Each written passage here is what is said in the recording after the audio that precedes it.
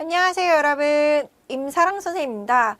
오늘은 The Fact General Science Biology 컨셉 강의에 대해서 선생님이 좀 소개를 해드리고 싶어서 이 자리에 서게 됐습니다.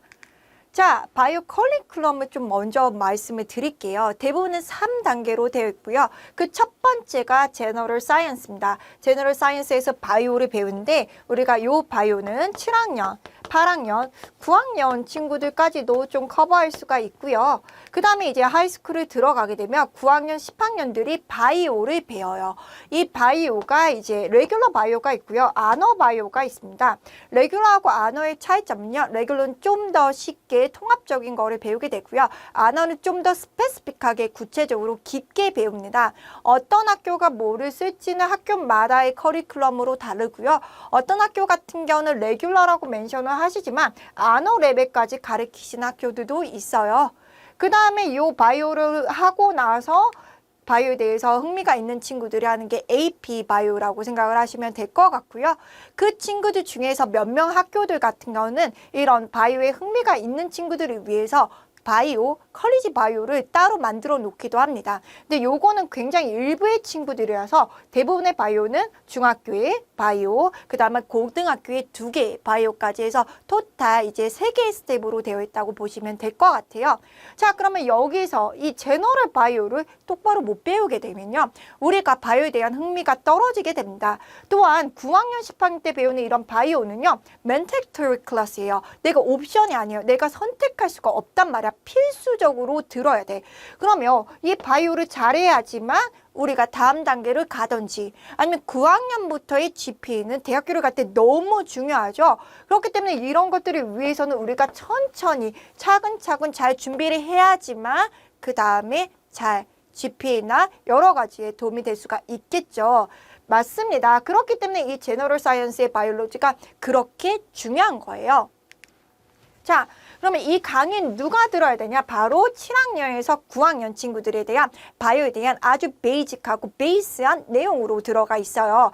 선생님, 9학년 친구들은 왜 들어가 있어요? 라고 하면 이 바이오 같은 경우는 처음 바이오를 배우는 친구들 모두 다 들으셔도 괜찮기 때문에 9학년 친구들을 선생님이 집어넣었습니다.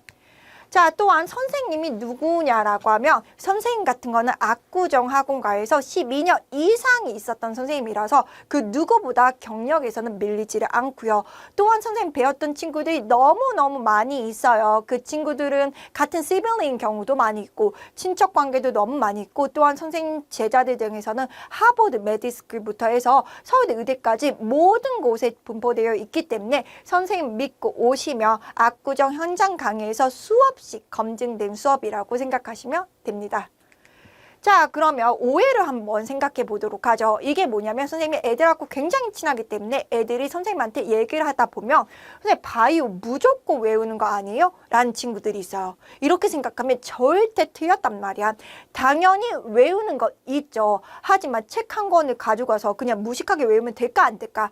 안 되지. 뭐가 중요한지, 뭐가 키포인트인지를 알고 핵심적인 거를 외우고 나서는 어플라이를 할 줄 알아야 됩니다.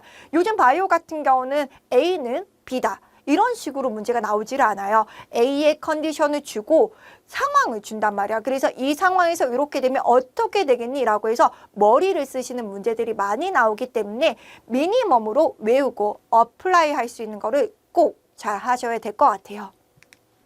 또한 바이오 내용이 너무 많아서 너무 뭐가 중요한지를 모르겠다라는 친구들이 굉장히 많은데 자, 그래서 솔루션으로 누가 있을까요? 바로 임사랑 선생님이 여기 있습니다. 선생님과 함께 제너럴 사이언스의 바이올로지를 배우면서 뭐가 핵심적인 건지 더 팩트만 쏙쏙 뽑아서 공부를 하면 아주 쉽게 넘길 수가 있어요.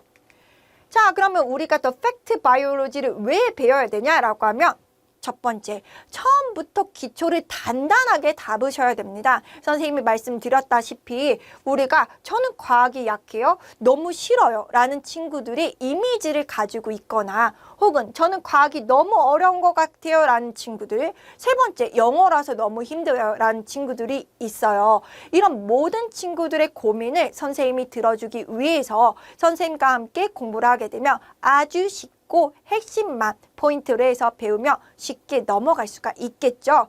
자, 그래서 모든 친구들한테 가장 쉽고 단단한 솔루션 선생님이 제공하기 위해서 이 자리에 섰습니다. 또한 12년 이상 많은 경험을 토대로 만든 자료이기 때문에 이 자료 같은 거는 A 학교나 B 학교나 C 학교만 있는 게 아니라요. 모든 학교에서 통합적으로 핵심적으로 가르치는 내용이에요. 그 선생님 강의 같은 거는 개념, 단어 이런 것들도 중요하지만 또 문제가 있기 때문에 어떻게 어플라이 하는지를 여러분들한테 가르쳐 드릴 수가 있습니다. 자, 그러면 어떻게 되어 있냐? 간단한 키워드의 컨셉으로 되어 있고요. 또한 선생님의 문제로 어떻게 이 문제가 이렇게 적용이 되는지를 선생님하고 함께 할 수가 있겠죠. 이렇게 되게 되면 학교에 가서 GPA뿐만이 아니라 하이스쿨에 올라갔을 때도 우리 아이들이 바이오 너무 무서워, 너무 어려워 라는 것보다는 난 자신 있어. 나는 배웠던 거기 때문에 쉽네 라고 해서 바이오에 대한 계속 흥미가 높아지겠죠. 강의 구성 같은 건 토탈 5개로 되어 있어요, 여러분. 자, 유닛 1은 바이오케미스트리라고 해서 우리 몸을 consist하고 하는 water, carbohydrate, protein, lipid, nucleic acid 이런 몰레큘에 대해서 배웁니다. 유닛 2는 셀인데요. 셀 안에 여러 가지 이런 오르가넬들이 있어요. 이런 것들의 스트럭처라든지 펑션에 대해서 배우고 또한 셀 트랜스포팅이라는 굉장히 중요한 내용에 대해서 배웁니다. 유닛 3 같은 경우는 에너지와 셀 그로스에 대해서 배우는데 셀 안에서 일어나는 여러 가지 셀러 레스피레이션이라든지 광합성이라고 얘기하는 포토신테시스에 대해서 배우고 셀의 그로스라고 해서 세포 분열이라는 거를 배우기 시작합니다. 그렇기 때문에 마이토시스나 마이오시스라는 것들에 대해서 배우게 돼요. 또한 유닛 4하고 5 같은 거는 바이오에서 굉장히 중요한 이볼루션과 이콜로지를 선생님이 해놨는데요. 유닛 4는 이볼루션뿐만이 아니라 클래시컬 제네틱스라고 해서 멘델의 바이오에 대해서 배우고 넌 멘델리언 바이오도 같이 배우게 됩니다. 자, 마지막 유닛에서는 선생님이 얘기했다시피 이콜로지와 랩에 대해서 좀 하나 같이 집어넣었어요. 우리 친구들이 또 어려워하는 부분 중에 하나는 랩 리포트를 나중에 써야 되는데 이 랩 리포트를 쓸 줄을 몰라요. 그렇기 때문에 어떤 것들에 대해서 어떻게 셋업해서 써야 되는지에 대해서 랩에 대한 내용을 해놨기 때문에 굉장히 알차게 준비를 해놨죠. 자, 그럼 누가 들어야 되냐? 처음으로 바이오를 공부하는 친구들 무조건 들으셔야 됩니다. 왜? 기초를 단단하게 하셔야 되니까요. 두 번째, GPA 고득점을 받고 싶어하는 7학년, 8학년, 9학년 모든 학생들이 들으셔도 돼요.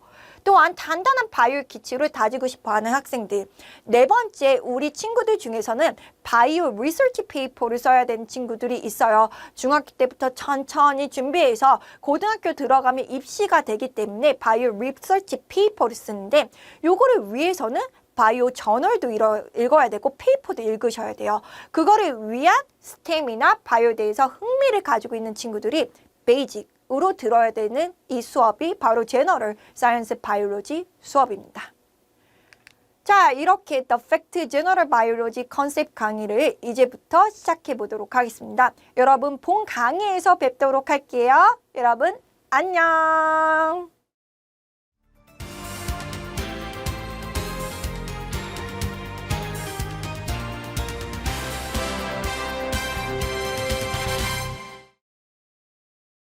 안녕하세요, 여러분. 임사랑 선생님입니다.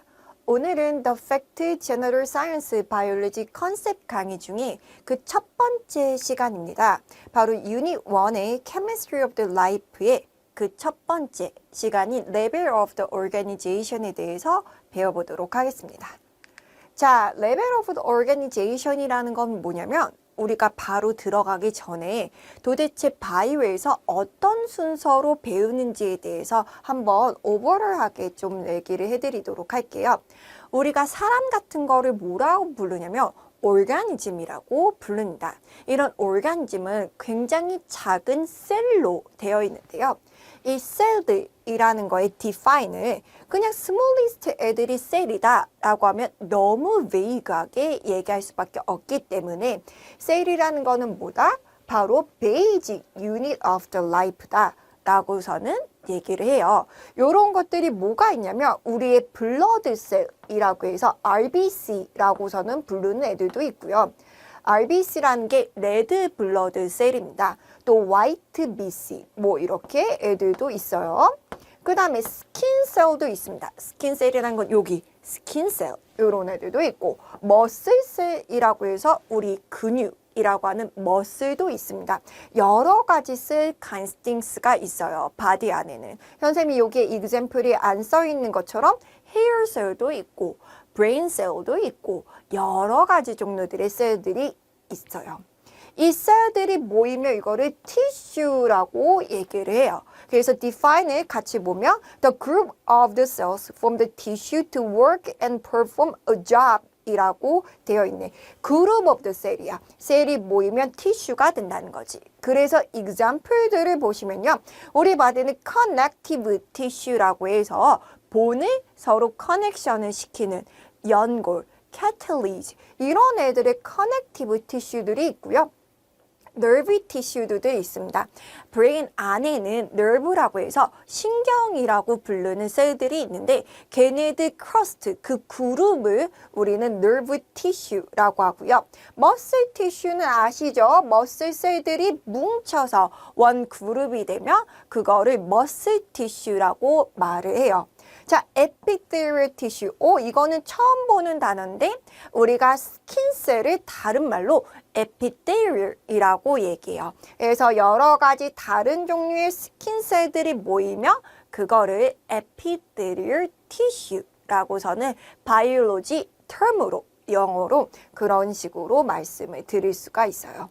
자, 그러면 뒤로 넘어가면 tissue가 모이면 organ이라는 친구들이 돼요. 자, 그래서 세 번째를 보시면 organ이라고 나와 있네. 그거의 define은 two or the more tissue가 working together to perform a function is that called an organ 이라고 되어 있습니다. 티슈들이 뭉친 거야. 그게 organ이라고 하죠. organ을 여러분들 잘 알고 계시죠? example 좀 봐봐. heart, stomach, brain, lungs 우리가 잘 알고 있는 우리 바디 안에 있는 친구들을 organ이라고 얘기를 합니다. 이 organ들이 모이면 organ system이 돼요. 자, organ system이 define 같이 한번 볼게요. A group of the organs working together to perform a function is called an organ system 이라고 해서 자, 위에 있는 것처럼 stomach, lung, small intestine large intestine 이런 애들 다 합치면 바로 digestive system 이라고 말씀을 드릴 수가 있고요. 그때는 lung은 들어가면 안 될 것 같아요. digestive는 lung은 breathing 하는 곳이니까 respiratory system 이라고 얘기하고 heart, blood vessel 이런 애들은 합쳐서 cardiovascular system 이라고 얘기를 합니다. 자, 이런 organ 시스템이 합쳐지면 뭐가 되지? Finally, 우리는 organism이라는 게 됩니다. 자, 그래서 living things perform the life process by itself is called an organism 이라고 해서 이런 것들 example이 우리 같은 individual humans or the dogs, cat 이런 애들을 organism이라고 얘기해요. 그래서 선생님이랑 다시 한번 정리를 하면 셀이 있고 이 셀들이 아주 smallest basic of the life예요. 아주 작은 유닛이죠. 이 셀들이 합쳐지게 되면 tissue라는 친구가 됐고 tissue가 합쳐지면 organ이 되고 이 organ들이 합쳐지게 되면 organ system이 되고 맨 마지막에 더러 다른 organ system이 합쳐지면 organism이 되는 거라고 알고 계셔야 됩니다. 그렇기 때문에 우리는 셀을 공부를 한다는 거는 이런 오르가니즘의 가장 작은 아이를 배우는 거라고 생각하시면 될 것 같아요. 자, 그래서 넥스트 페이지를 보시면 우리가 life에 대해서 한번 또 배워보도록 하죠. 바이올로지라는 거는 뭐에 대해서 공부를 하는 거냐면요. 바로 living things에 대해서 공부를 하는 거를 바이올로지라고 얘기할 수 있어요. 살아있는 애들. 그러면 living things는 지금 modern scientist는 6개로 나눌 수가 있습니다. 선생님, kingdom이라는 게 뭐예요? 라고 하면 우리가 살아있는 애들이 너무 많기 때문에 얘네들은 큰 그룹으로 묶는 거야. 예를 들어서 선생님이 있고 강아지가 있고 고양이가 있고 이런 애들은 바로 애니몰이라는 애들로 묶을 수가 있고요. 그 다음에 집에 밖에 나가게 되면 로즈도 있고 체리 블럼슨도 있고 플랜트 애들이 엄청 많죠. 그런 애들을 또 뭉쳐서 플랜타라고서는 묶을 수도 있습니다. 이렇게 그룹으로 크게 묶는 그런 바운더리 애들을 킹덤이라고 얘기를 해서 우린 living things는 6개로 크게 나눌 수가 있어요. 그 중에 첫 번째 archaea라는 친구들이 있는데 얘는 박테리아 같은 친구들이에요. 선생님 그럼 옆에 박테리아가 있는데 얘랑 뭐가 달라요? 라고 하면 archae박테리아는 엄청 익스트리미한 곳에서 살고 있어. 엄청 익스트리미한 곳이라고 하면 저기서 살 수가 있을까? 라는 곳에 얘가 살고 있는 거야. 예를 들어서 얘기하자면 핫스프링, 막 엄청 뜨거운 곳에 volcano activity 이런 곳에도 살고 있는 애들이 archae박테리아라고 우리는 얘기를 해요. 자, 그 다음에 박테리아 친구들도 있어요. 이 박테리아는 여러분들 너무 잘 알고 있으시죠? 이콜라이라고 해서 대장균 이런 식의 이제 친구들인데 우리가 눈으로 볼 수가 없어. 대신 우리 주변에 둥둥둥 떠다니고 있어서 우리 가끔 아프게도 하고 아니면 좋은 역할도 해주는 거를 박테리아라고 얘기를 합니다. 그 다음에는 프로티스트라고 부르는 친구들인데 얘는 너무 다양해. 그렇기 때문에 이 프로티스트는 뭐라고 딱 특징적으로 얘기할 수는 없지만 여기 안에 있는 것 중에서 유명한 거는 아모에바라고 해서 아메바라는 친구들이 있고요.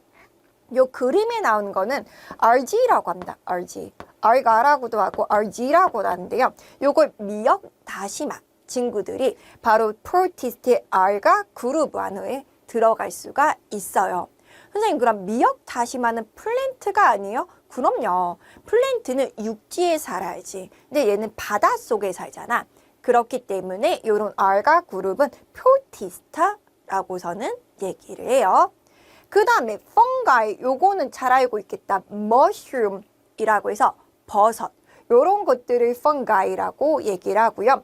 선생님이 아까 전에 얘기했던 플랜타 그리고 우리가 들어가고 있는 애니멀 그룹으로 나눌 수가 있습니다. 그래서 크게 이렇게 6가지가 있고요. 우리가 유닛 2에 가서는 요거에 대해서 좀 더 스페시픽하게 배우는데 얘네 2명은 같은 그룹으로 또 묶을 수가 있어요. 그리고 여기 4개를 또 같은 그룹으로 묶을 수가 있습니다.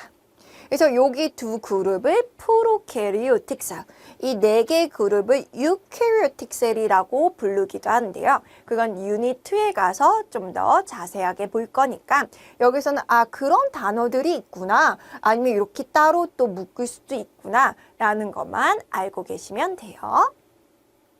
자, 그러고 나서 뒤로 넘어가면 세 번째. 그러면 선생님이 living things를 study하는 거를 bio라고 했는데 도대체 living things에 대한 define이 뭐냐? 우리가 살아 있어요 라고선 얘기하면 너무 vague하잖아. 그러니까 컨디션을 좀 보도록 하겠습니다. What is the property of the life에 대해서 보면 우리가 living organism은 특히 안녕하세요 여러분. 임사랑 선생님입니다. 오늘은 The Fact General Science Biology 컨셉 강의에서 유닛 2의 그 2번째 시간입니다. Cell Theory에 대해서 배워보도록 하죠. 자, 이제부터 셀에 대해서 공부를 할 건데 처음부터 지구상에서 딱 셀이 떨어져서 얘가 셀이야 라고서는 알았던 건 아니었겠지. 그래서 여러 명의 사이언티스트가 observation하고 discovery 하면서 얘가 셀이야 라고서는 처음에 define을 하고 그 다음에는 이 셀인데 얘가 어떤 캐릭터리스틱 가지고 있어 라고 하면서 여러 명의 사이언티스트들이 셀에 대한 거를 만들어냈습니다. 그래서 그거에 대한 토탈 인포메이션을 우리가 지금 와서 배우게 된 거죠. 그 히스토리 내용과 어떤 리빙 띵스를 어떻게 나눌 수가 있는지 그리고 셀들의 가장 중요한 메인 theory인 셀 theory가 미닝하는 거는 뭔지 대해서 한번 배워보도록 할게요. 자, discovery of the cell theory 라고선 나와 있네요. There is a three major part of the cell theory 라고선 되어 있습니다. Number one, all organisms are made of the cells. 선생님이 얘기했다시피 모든 살아있는 애들은 셀로 되어 있어야 됩니다. 다른 말로 하면 살아있지 않은 애들은 셀로 안 되어 있겠지. 자, non-living things가 딱 하나가 있어. 살아있지 않는 애들. 뭐가 있을까? 선생님하고 배웠는데 우리가 좀 들어봤는데 안 나온 친구들이 있거든.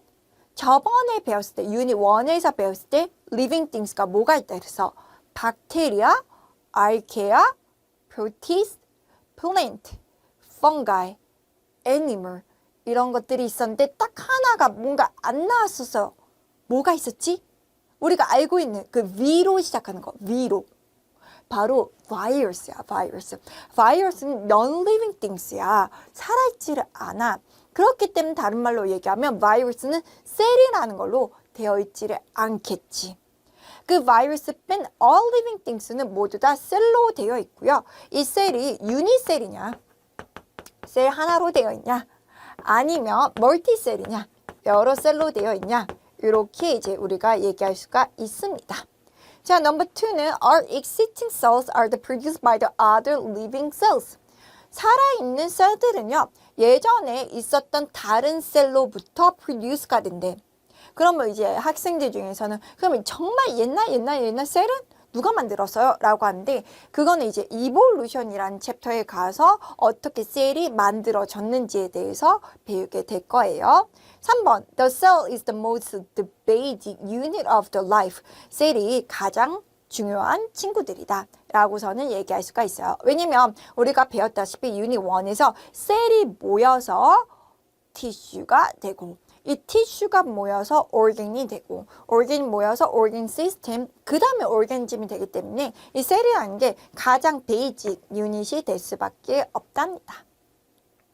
자, 이렇게 셀 theory가 있는데요. 자, 뒤로 가시면 이 셀 theory를 만들 때 정말 여러 명의 사이언티스트들이 우리의 도와줬어요. 그래서 어느 딱 셀이라는 걸 얘기한 게 아니라 이런 여러 명의 사이언티스트들이 모여서 바로 셀이라는 거를 만들어냈고 셀 티어리를 만들어냈다는 거죠.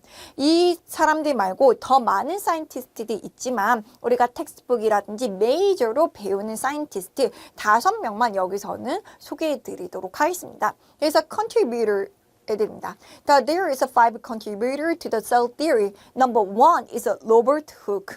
Number 2, Anton van Leeuwenhoek. Number 3, Matthias Schweden. Number 4, Theodor Schwinn. Number 5, Robert Pirou. 해서 5명의 사이언티스트가 모여서 셀 theory를 만들게 된 거죠. 자, each of the above the contributor produce evidence through the investigation and experiment that lead to the today's cell theory. 이분들이 이제 여러 가지를 디스커버리해서 우리가 지금 앞에서 뵀던 셀 theory를 딱 만들게 도와주신 분들이에요. 자, 첫 번째부터 로버트 후크 사이언티스트부터 배워보도록 하겠습니다. 이 로버트 후크 사이언티스트가 가장 중요하죠. 이분이 셀이라는 거를 처음으로 디스커버리하고 그거를 셀이라고 디파인을 한 사이언티스트입니다. 자, 잉글리시 사이언티스트고요. Used the compound microscopy to observe the cork. cork라는 거를 이제 observation 했어요. 자, Hooke observed the cork is composed of small hollow compartment 라고 해서 코크라는 거를 코르크라고 하죠. 우리나라 말로 하면 이 코르크를 observation 한데 그 안에 정말 조그마한 뻥 뚫려져 있는 룸 같은 게 있는 거야. 그래서 후크가 그거를 보고 small tiny room 자체를 뭐라고 부르자? 셀이라고 부르자 라고서는 처음으로 셀이라는 말을 썼어요. The part of the promote Hooke to think the small rooms, the cells in a monastery, and so he gave them the same names, that is the cells. 라고 해서 처음으로 셀이라는 이름을 지어준 분이 로버트 후크입니다. 자, investigation cork through the experiment with the compound microscopy and come up with the name cell. 이라는 게 중요하죠. 우리가 옛날 사람들은 이렇게 뭐 마이크로스코피라는 게 디벨롭먼트가 되어 있지 않으니까 뭔가를 observation하고 experiment라고 이런 것들이 없었어. 요즘 같은 경우는 모든 게 빌드업 되어 있으니까 우리가 사이언스 랩을 할 때도 익스페리먼트를 하고 랩 리포트를 쓰고 하지만 옛날 사람들은 그런 것들이 없었기 때문에 후크란 아저씨는 이런 식으로 익스페리먼트를 했어. 컴파운드 마이크로스코피를 가지고 그리고 네임, 셀을 처음으로 한 거로 우리는 로버트 후크 아저씨를 배워야 된다는 거지. 그래서 5명의 컨트리뷰터에서 선생님 저는 다 외울 수가 없어요. 너무 어려운데요. 라고 하면 이 후크 아저씨는 무조건 알고 계셔야 돼요. 자, 그래서 키노트를 보시면 Hooke discovered the cell in a 6065 which started formulated the cell theory 라고서는 나와 있네요. 자, 그래서 뒤로 가보시면 후크 아저씨가 실제로 했던 것들이 있어요. 그때는 이제 픽처 이런 것들이 그러니까 발달되지 않았으니까 사진이 이렇게 손으로 다 그렸습니다. 그래서 후크 아저씨가 실제로 코르크를 보고서는 옵저베이션한 이 그림이에요. 그래서 요 조그만한 이 룸을 뭐라 부르지? 셀이라고 부르자라고 얘기했고요. 후크 아저씨가 사용했던 컴파운드 마이크로스코피는 옛날 마이크로스코피는 이렇게 생겼어. 엄청 복잡하게 생겼죠. 그렇기 때문에 많은 사이언티스트들이 이 마이크로스코피를 사용할 거라고 생각을 못했어. 이것 자체도 되게 비싸기도 하고 너무 디테일해가지고서는 힘들었었지만 이 후크라는 아저씨가 처음으로 옵저베이션에서 셀이라는 거를 얘기를 했습니다. 자, 두 번째 사이언티스트를 보죠. 이 아저씨 같은 안톤 반 리우모스라고 해서 더치 트레이드맨이었어요. 사이언티스트가 아니었어. 트레이스맨이었어. Studied new opportunity for creating lens to the observe the coast. 라고 해서 이 아저씨 같은 경우는 새로운 렌즈를 만들었단 말이야. 렌즈를 만드니까 더 디테일하게 볼 수가 있었겠죠. Rein Hooke's microscopy was more powerful than the Hooke compound microscopy. 왜? 렌즈가 달라졌으니까. 자, from the investigation experiment was his microscopy, Rein Hooke became the one of the first scientists to refer to living cells. When he observed the abundant number of the single-cell organisms which occurred any more loose, plant and animal swimming in the drop of the pond water이라고 되어 있는 이 린 후크가 되게 중요했던 이유는 뭐냐면 살아있는 거를 처음으로 우리가 observation한 사이언티스트란 말이야. 그 전에 후크는 코르크라는 거를 가지고선 했지만 이 코르크는 이미 죽어있는 애들이어서 그거를 관찰해서 셀이라는 거를 잘 얘기를 했지만 살아있는 거를 발견하지는 못했었어. observation하거나. 하지만 린 후크가 처음으로 마이크로스코피를 사용해서 이렇게 폰드 워터를 떠서 그 안에 있는 애들을 관찰하기 시작했단 말이야. 그래서 뒤로 가볼까요? 이렇게 정말 여러 가지를 디테일하게 그렸습니다. 그래서 보시면 알겠지만 그 프레시 워터 폰드에서 있었던 애들을 엄청 디테일하게 그리고 요 린 후크가 사용했던 마이크로스코피는 이렇게 생겼습니다. 지금 보면 이게 마이크로스코피인지 아니면 노저울 때 사용하는 건지 알 수가 없었지만 그때는 엄청 획기적인 발명품이었었어요. 자, 그러면서 세 번째 이제 사이언티스트입니다. 메티우스 스위든이라는 사람인데요. 이 German 사이언티스트입니다. Fascinated with plant cells, Reynolds is used to compound microscopy and study the plant cell. 이분은 이제 플랜트 보타니스트여서 식물학자였어요. 식물학자. 그렇기 때문에 식물을 더 디테일하게 봤던 분입니다. From investigation and experiment with the plant, projected the plant part of the made of the cells. 자, 옛날 사람들. 안녕하세요, 여러분. 임사랑 선생님입니다. 오늘은 The Fact General Science Biology 컨셉 강의에서 유닛 3의 그 첫 번째 시간입니다. 포토신테시스에 대해서 배워보도록 하죠. 자, 저번 시간까지 선생님하고 몰레큘에 대해서도 배워봤고 셀에 대해서도 배워봤어. 그 셀 인호 오르간 중에서 스페셜 애들 2명 있었는데 그 중에 클로로플라스트랑 마이토콘드리아가 있었단 말이야. 근데 그때 얘기를 했을 때 선생님이 포토신테시스는 유닛 3에 가서 배울 거야 라고 선 얘기했었고 마이토콘드리아에서 일어나는 셀러 레스피레이션도 유닛 3에 가서 배울 거야 라고 얘기를 했단 말이야. 바로 이 유닛 3가 어떻게 에너지를 가지고서는 만들고 트랜스퍼하는지 그런 것들을 배우는 유닛이고 우리가 크로모좀 나비 모양으로 그렸던 친구들을 나누는 그런 프로세스가 있거든요. 그것도 배우는 프로세스입니다. 그래서 앞에서 배웠던 내용 중에서 나는 알고 싶었는데 그런 내용들을 체크하는 그런 이제 유닛이라고 보시면 돼요. 그렇기 때문에 조금 디테일하고 어려울 수도 있지만 잘 한번 따라가 보도록 하겠습니다. 자, 3.1에 이제 친구들이 보시면 플랜트 스트럭처에 대해서 한번 먼저 배울 거예요. 플랜트가 잘 자라기 위해서는 여러 가지 팩터들이 필요합니다. 그 중에 첫 번째, 선라이트가 있어야 되죠. 근데 이 선라이트는 아무 데서나 먹는 게 아니라요. 플랜트 잎사귀, 리프에서 선라이트를 받습니다. 그래서 리프를 다른 말로 솔라 콜렉터라고도 얘기하고요. 자, CO2, 얘도 이제 중요해요. CO2가 있어야지 플랜트가 growth가 될 수 있는데 CO2는 바로 스토마타라는 곳에서 이제 absorb를 해요. 스토마타도 어디에 있냐면요. 잎사귀에 있는데 잎사귀의 밑에 면에 있습니다. 사람들이 잎사귀를 뒤집어 본다고 해서 눈으로 볼 수 있는 컨디션이 아니에요. 굉장히 small, tiny 포로 되어 있기 때문에 이 구멍으로 가스 익스체인지를 할 수 있거든요. 조금 더 뒤에 나와요. 그래서 가스 익스체인지 사이트입니다. 그래서 found under leaf입니다.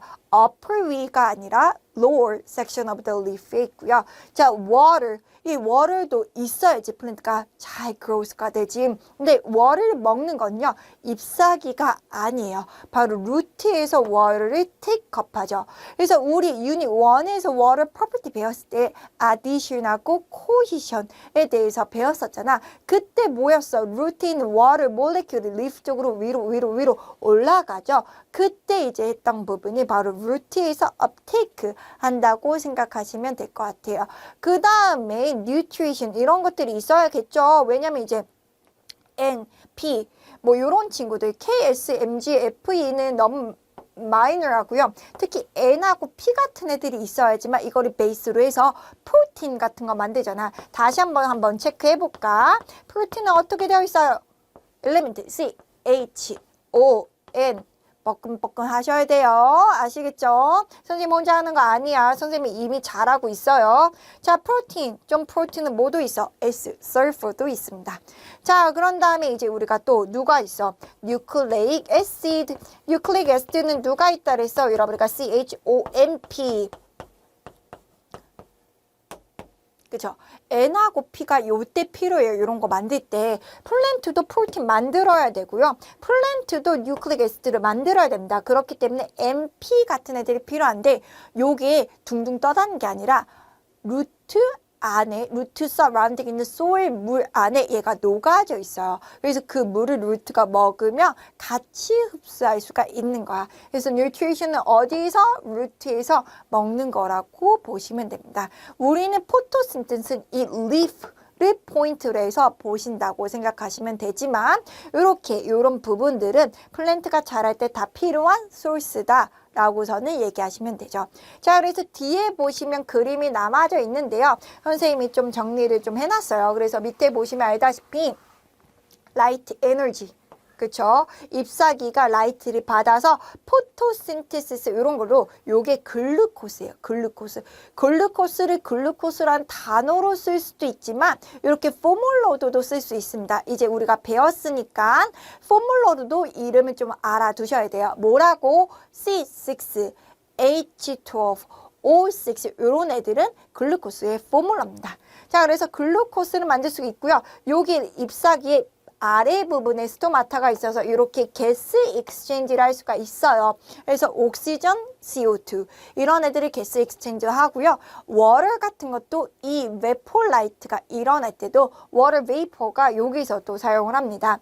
자, 루트를 볼까요? 루트는 워터, 미네랄, 뉴트리션이 루트를 통해서 이제 우리가 갈 수도 있고 이런 포토신테시스라면 글루코스를 만들잖아.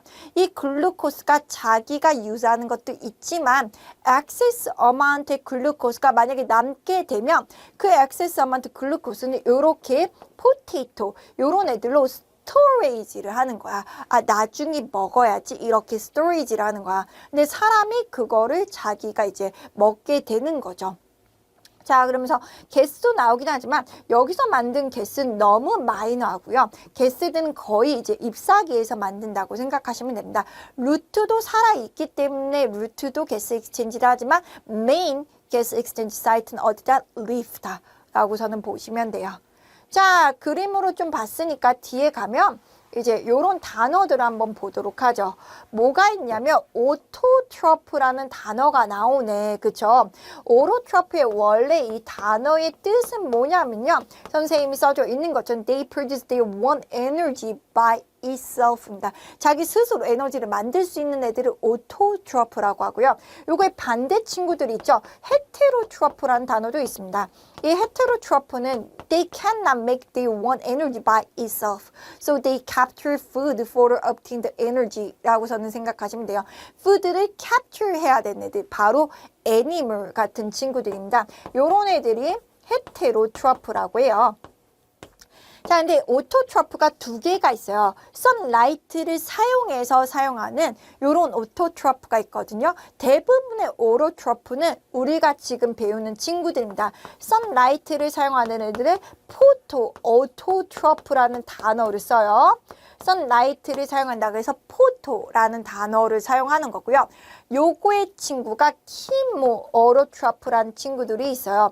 요거는 맨 마지막, 요 챕터의 맨 마지막에 가서 배우게 됩니다. 그래서 오토트로프라는 거는 스스로 에너지를 만들 수 있는 애들인데 선라이트를 사용하는 애들을 뭐라 부른다고? 포토 오토트로프다 라고 하면서 대부분의 오토트로프의 80%는 다 포토신테시스로 에너지를 만듭니다. 자, 그래서 보시면요. mainly occur in a leaf. 그죠? 잎사귀에서 일어나고 있는데 잎사귀가 크게 두 개의 파트로 나눌 수가 있어. 메소필이라고 하는 셀이라고 부르는 섹션이 있고요. 구멍인 스토마타가 이제 잎사귀의 밑에 면에 있습니다. 요거를 조금 더 그림으로 한번 보도록 하죠. 그러면 선생님이 있는 것처럼 자, 잎사귀가 있네요. 잎사귀의 lower section, lower epidermis. 우리가 잎사귀가 윗면이 있고 아랫면이 있잖아. 아랫면에 이런 스토마타가 있는 거예요. 이런 스토마타는 가스 익스체인지 폴, 구멍이 이렇게 있어서 구멍 안으로 CO2가 들어가고요. 구멍 바깥쪽으로 옥시전이 나가기도 합니다. 그래서 가스를 이렇게 익스체인지하는 사이트가 스토마타, 잎사귀의 밑에 면에 있고 자, 이런 리프들 같은 건 대부분은 뭘로 되어 있냐면 바로 이런 메소필이라는 셀이 있어요. 잎사귀의 대부분들은 메소필로 되어 있는데 이 메소필이 바로 그 안에 셀이니까 그 안에 뭐가 있는 거야? 클로로플라스트가 있는 거죠. 메소필이 플랜트 셀하고 거의 똑같은 말이에요. 근데 우리가 파트를 나눠서 얘기할 때 스템이야, 리프야 이렇게 파트를 나눠서 얘기하잖아요. 그런 애들이 모두 다 플랜트지만 그렇기 때문에 메소필은 특히 리프에 있는 플랜트 셀을 메소필이라고 얘기하고 메소필 셀 안에 누가 있다고? 클로로플라스트가 있는 거야. 셀이니까 이런 오르가넬이 있으니까요. 당연히 메소필 셀 안에는 뉴클리스도 있고 골지도 있고 마이토콘드리아, 라지 센트럴 베큐 이런 애들 다 있지만 우리는 포토신테시스 보니까 클로로플라스트가 메인으로 생각하시면 됩니다. 자, 뒤로 넘어가시면 클로로필이 나왔네. 보통 친구들이 선생님 클로로플라스트하고 클로로필이 뭐가 달라요? 라는 친구들이 굉장히 많이 있어요.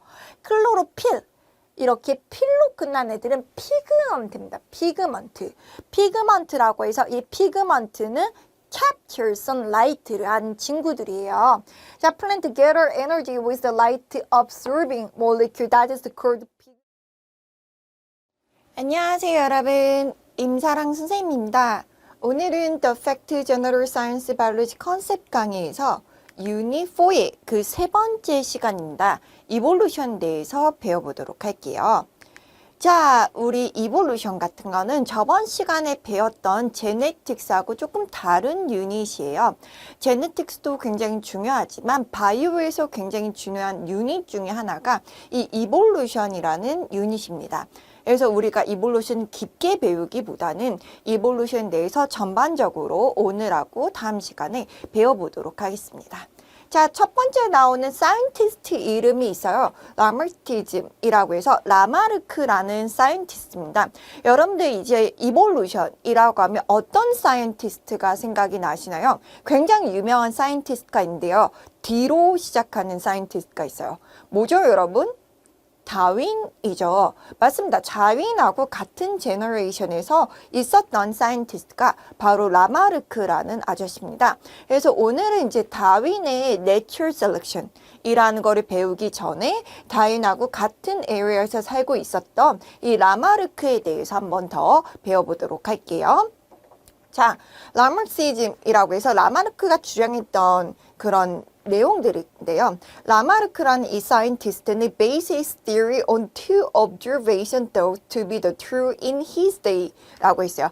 그의 시대일 때는 이 두 가지에 대한 컨셉이 굉장히 맞다고 생각했었단 말이야. 그 컨셉이 뭐냐고 하면 1번 the use and disuse of the organs라고 해서 use and disuse라고 줄여서 얘기하기도 하는데요. 이건 the more use 하면 the more development가 되고 the least use 하면 least development가 된다는 게 use and disuse 라고서는 얘기를 합니다. The use it or the lose it, the individual lose the characteristic they do not require and development to those which are useful 이라고 되어 있네. 이 말은 무슨 말이면 내가 아침마다 스트레칭을 엄청 많이 했어. 스트레칭 매일매일 하면 조금 있다가 한 달 뒤에 선생님이 손이 슝슝슝슝 길어진대. 이런 거에 대한 theory가 use and disuse야. 이런 것들 좀 우리 어머님들이 얘기하시는 거하고 관련되면 뭐가 있을까? 너 그렇게 머리 안 쓰다 보면 머리 녹슬일 거야. 막 이런 얘기도 좀 하시죠. 요게 이제 disuse하고 관련된 겁니다. The least use 하면 least development가 될 거야. 라는 게 이제 그런 theory예요. 자, number 2를 보시면요. Inheritance of the acquired trait 라고서는 합니다. 자, acquired trait가 뭐가 된대? Their baby한테 inheritance가 된대.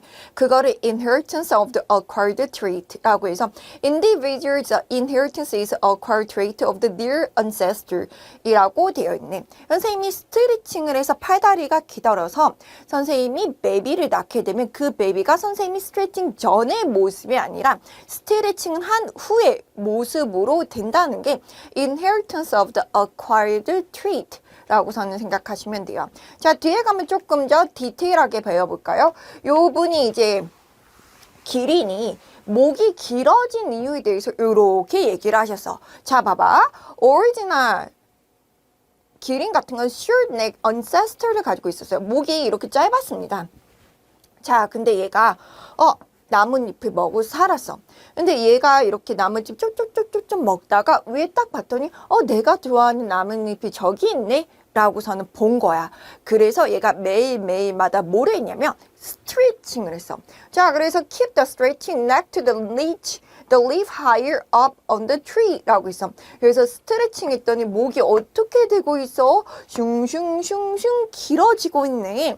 그래서 and the stretching until the neck becoming the progressively longer 이라고 해서 지금의 기린처럼 목이 길어진 이유가 뭐냐면 바로 목이 짧았던 애가 계속 use를 하기 때문에 목이 길어졌다는 거지. 이거에 대해서 얘기한 게 바로 use and disuse라고 해서 라마르크라는 사이언티스트의 theory였어요.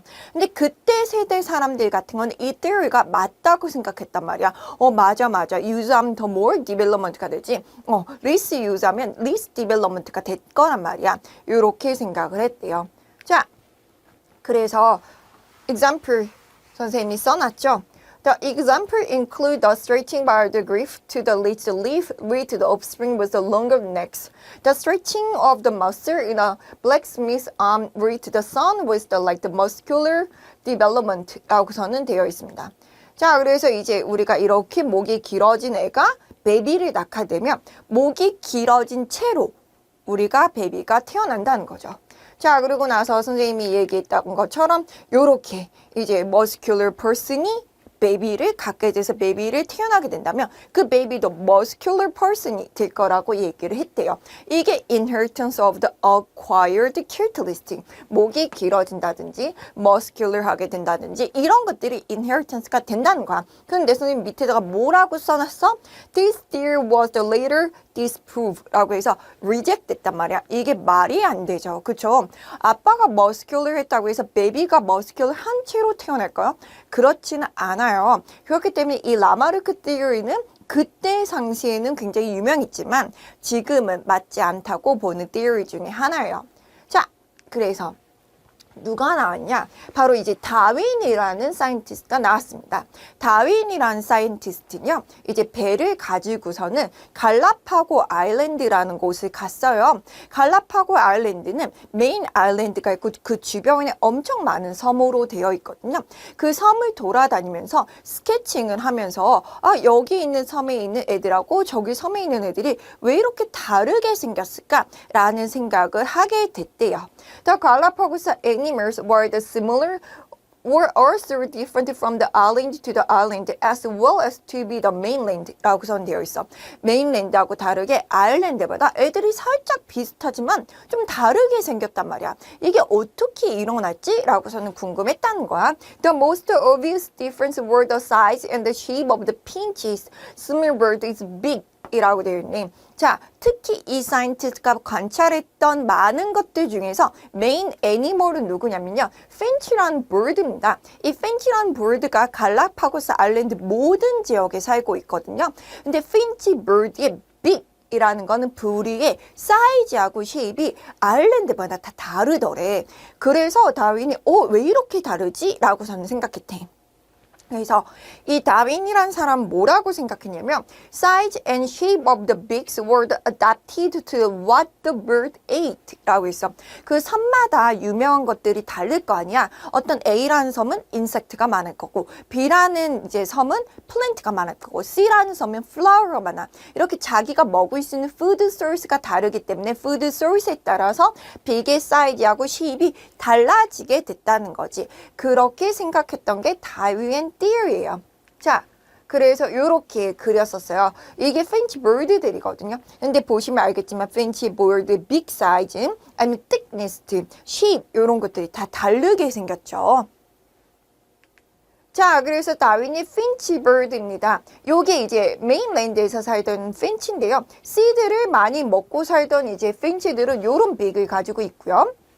leaf를 가지고 있는 거는 이렇게 생겼고 bug나 fruit를 많이 가지고 있는 애들은 이렇게 생겼고 insect, turtles, finches, grubs 이렇게 해서 finch가 다 있는데 얘네들이 아일랜드마다 어떤 푸드가 많으냐에 따라서 이렇게 shape하고 모양 아니면 사이즈 이런 것들이 좀 다르게 됐었습니다. 자, 그래서 넘버 원 이렇게 뭐라고 생각했냐면 evolution did occur 라고 생겼어요. 그리고 나서 number two, evolution의 change는 gradually 하게 일어난다고 했어요. gradually 하게 일어난다는 건 required thousands of the millions of the years 라고 했어요. 왜 이게 이제 2번이 중요하냐면 그때 다윈이 있었던 시대 같은 경우는 하느님이 이제 세상을 만들었다고 해서 evolution으로 생각하지 않고 earth가 태어난 지 얼마 안 됐다고 생각을 해서 뭐 해봤자 3,000년, 5,000년 이렇게밖에 안 됐을 거라고 생각했는데 다윈이 이런 evolution theory가 일어나기 위해서는 그렇게 short time이 필요한 게 아니라 굉장히 long time이 필요할 거야. 그 long time이 적어도 thousand에서 million years ago야 라고서는 얘기를 했다고 합니다. 3번, the primary mechanism for the evolution is natural selection 이라고 얘기하죠. 바로 여기서 이제 이런 단어를 사용하고 있는데요. The survival or the extinction of the each organism is determined by the organism's ability to adapt its environment 이라고 되어 있어요. 우리가 이제 natural selection 조금 이따가 더 깊게 배우긴 했겠지만 이 natural selection이라는 말은 뭐냐면 어떤 environment에서 individual마다 adapted 할 수 있는 ability가 다릅니다. 어떤 사람들은 더 well adapt 할 수 있고 어떤 다른 안녕하세요 여러분, 임사랑 선생님입니다.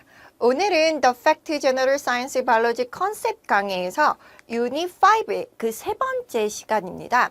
Population and Ecosystem에 대해서 배워보도록 하겠습니다.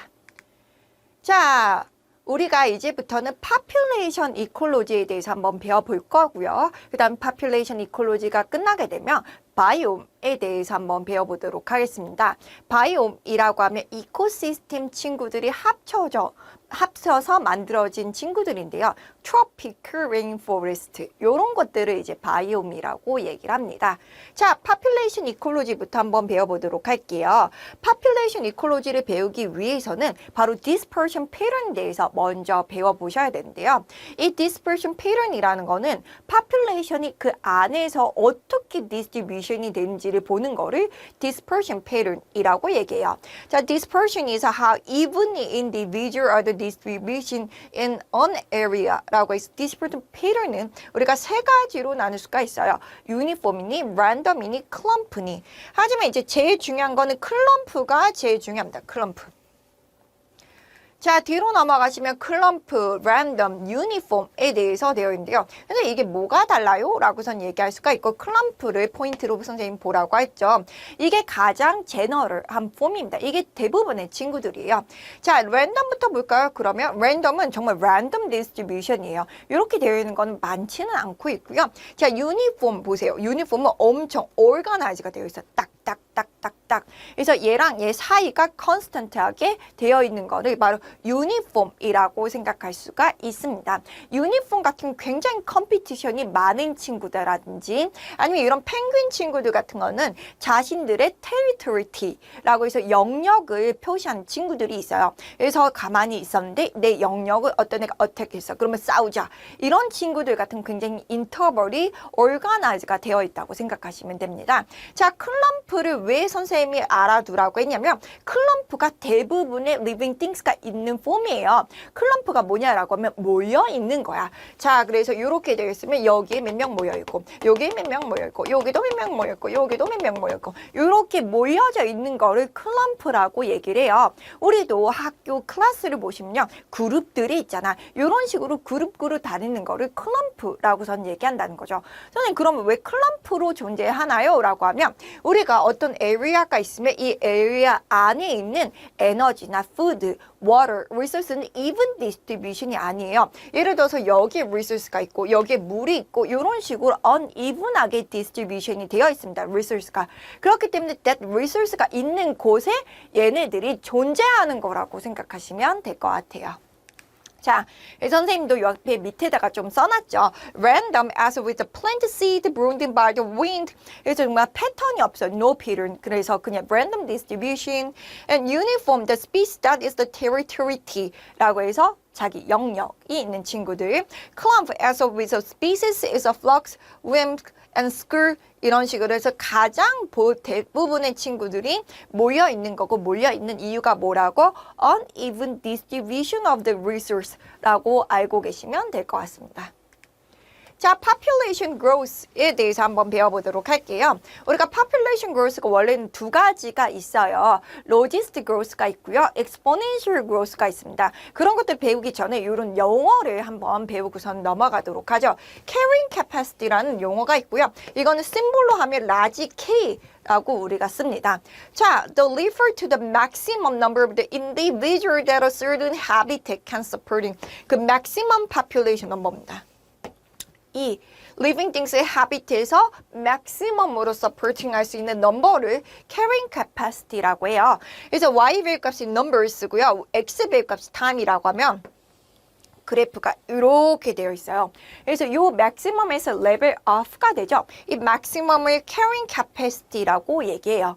자, 그러면 우리 생각을 해보자. 이 carrying capacity 넘어가게 되면 어떻게 될까? 우리가 맥시멈보다 사람이 더 많아. 만약에 이 방에 200명이 들어올 수 있다고 생각해 볼게. 근데 200명보다 막 300명, 500명 들어오면 푸드 컴피티션이 일어나고 웨이스트 쌓일 거고 룸도 좁아지고 해서 아이디얼 컨디션이 안 되게 돼요. 서로 싸우기 시작하고요. 그 다음에 갑자기 이 넘버에서 sudden decrease가 될 수도 있습니다. 그렇기 때문에 carrying capacity 넘는다는 거는 별로 좋은 반응은 아닌 거예요. 자, 그런 다음에 이제 limiting factors에 대해서 나와 있네요. 왜 이제 그러면 carrying capacity에서 level off가 되는 걸까? 왜 carrying capacity 넘을 수는 없을까라고 해서 limiting factor 같은 거는 biotic이나 abiotic resource가 둘 다 될 수가 있는데요. 그 중에서도 biotic factor를 density dependent factor라고 합니다. 자, 그래서 뭐가 있냐? disease. a parasite, predator and competition for the limited resource, stress, immigration 이런 것들 때문에 이런 living things 때문에 carrying capacity 넘어가지 못하고 level off가 된다는 거죠. 자, 그러면 abiotic factor도 있겠죠. 이런 것들을 density independent factor라고 얘기를 합니다. 그래서 쉽게 얘기하면요. 이런 biotic factor들 같은 거는 population이 많아지면 같이 많아질 수 있는 팩터예요. 생각해보세요. 사람들이 많아지게 되면 한 명이 콕콕 콜드에 걸리면 다른 사람들도 콕콕 콜드에 걸리겠죠. 이런 disease는 사람이 많아질수록 spread out 될 수 있는 chance가 많고 이 사람이 많아지거나 living things가 많아지게 되면 limited resource에 대해서 competition이 일어나고 스트레스가 생길 수가 있게 되는 거죠. 자, 밑에 보시면 density independent factor라고 해서 abiotic factor가 있는데요. 얘네들 같은 natural disaster라든지 extreme weather 예를 들어 earthquake, volcano activity, meteors, impact 이런 것들이 바로 density independent abiotic factor라고 생각할 수가 있어요. 자, 그러면 여러분들 생각해보세요. 사람이 많아졌다고 earthquake가 될 수 있는 찬스가 높아지나요? 사람이 많아졌다고 해서 volcano activity가 될 수 있는 찬스가 많아지나요? 아니죠. 그래서 living things의 넘버하고 상관이 없는 것들이 density independent factor, 그 넘버하고 관련이 있는 거는 density dependent factor라서 이 두 개의 limiting factor로 우리는 carrying capacity가 정해집니다. 자, 그 다음에 factor that is effective population size. population size가 어떤 거는 굉장히 크고 어떤 건 굉장히 작죠. 그 사이즈를 결정하는 팩터들이 네 가지가 있습니다. The number of the births, the number of the deaths, the number of the individual that is the inter-in 이라고 해서 immigration, axis라고 해서 emigration이라고 생각하시면 됩니다. 그래서 이 네 가지의 팩터로 우리는 population size가 결정이 된다고 생각하시면 돼요. 당연히 birth number가 올라가면 population size도 올라가겠죠. death number가 내려가면 population size가 올라갑니다. immigration이 우리가 내려가면 우리가 population 사이즈가 올라가고요. emigration이 아니죠. immigration이 올라가면 population 사이즈가 올라가고요. emigration 내려가면 population 사이즈가 올라갑니다. 그래서 이렇게 이제 볼 수가 있어요. A population can grow when a birth rate is greater than the death rate. 그렇겠죠. 당연히 birth rate가 death rate보다 더 커지게 되면 이 population 넘버가 점점점 커질 수밖에 없습니다. 그래서 밑에 보면 선생님이 팩터로 얘기해놨죠. birth랑 immigration은 population 넘버를 increase하는 팩터고요. 그 다음에 death랑 emigration은 population 넘버를 decrease하는 팩터라고 생각하시면 됩니다. 자, 그래서 우리가 뒤에 보시면 decrease the birth rate or the increasing death rate are caused by the severe factors. Number one, limited food supply. 푸드가 없으면 애들이 먹고 살 수가 없어요. 그렇기 때문에 죽는 애들이 더 많아지겠죠. 두 번째, toxic waste가 build up 되게 되면 이것도 이제 안 좋은 영향이 됩니다. 또한 disease가 increase 하든지 predation이 너무 많아졌어. 자기는 prey 친구들인데 predator 애들이 너무 많아지게 되면 자기가 population number가 decrease 할 수밖에 없게 되는 팩터라고 생각하시면 됩니다. 그래서 여기서도 이제 보시면 여러 가지 팩터들이 biotic 팩터도 있고 abiotic 팩터도 있다는 거를 보실 수가 있게 되겠죠. 자, 그런 다음에 boom and burst라고 해서요. 요건 이제 prey하고 predator에 대한 relationship이에요. 우리가 아까 전에 얘기했다시피 prey하고 predator 친구들이 있는데요. 이 population 사이즈가 한쪽이 점점 커지고 한쪽이 점점 내려가고 이런 것들은 없어요. 서로 up, down, up, down, up, down이 일어납니다. 이렇게 이제 우리가 보는 것처럼 얘네들은 lynx하고 snowshoes here이라고 해서 이제 rabbit 같은 애들이고요. 이 lynx 같은 거는 이제 실한손이 같은 친구들이에요. 당연히 이제 lynx가 shoes, snow hair 애들을 잡아먹게 되죠. 그러면 shoes, snow hair가 increase 되면요. 그 다음에 이제 lynx 애들이 뒤에 가서 조금 있다가 increase 합니다. 왜냐면 food가 많아지니까. 그러면 이 here 애들 같은 건 이 링스가 잡아먹기 때문에 넘버가 decrease 하죠. 그럼 food가 사라지기 때문에 이 링스 애들도 decrease가 됩니다. 그럼 predator 애들가 내려갔으니까 prey 애들이 다시 올라가기